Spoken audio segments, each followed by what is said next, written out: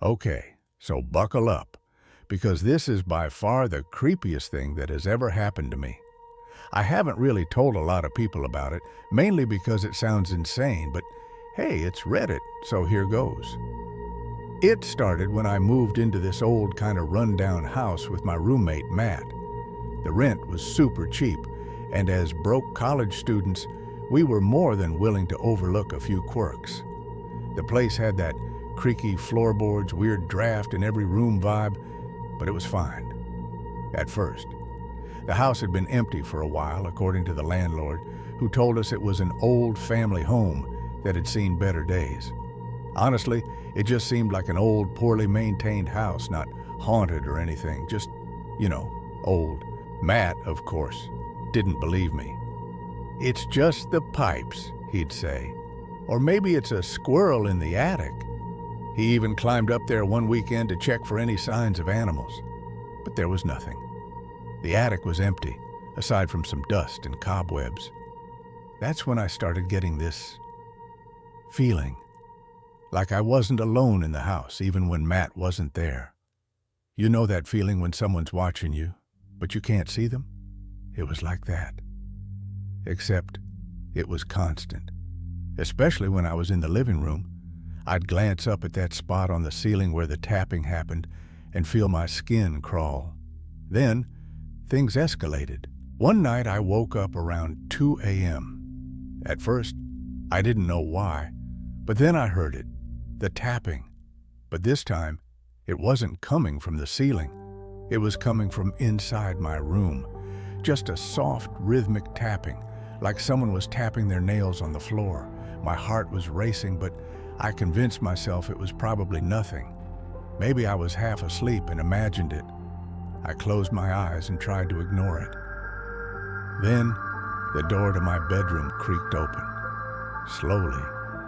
At that point, I'm wide awake, frozen under my covers like a kid afraid of monsters.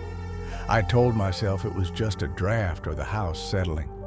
But deep down, I knew something wasn't right.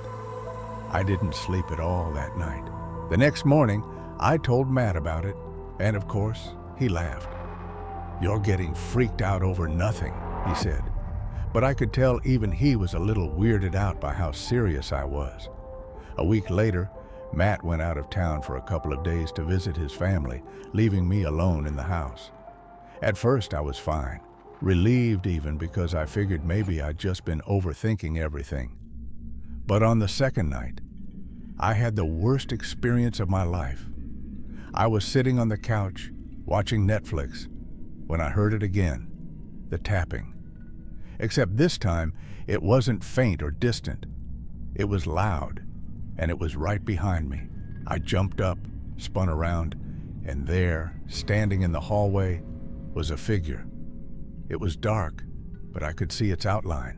A person just standing there, completely still. My brain couldn't process it. I blinked, and it was gone. I don't know how long I stood there frozen, staring at the empty hallway, but eventually, I snapped out of it and bolted for my bedroom. I locked the door, got under the covers like a scared kid again, and stayed up until morning. When Matt got back the next day, I told him everything. The tapping, the figure in the hallway, everything. This time, he didn't laugh.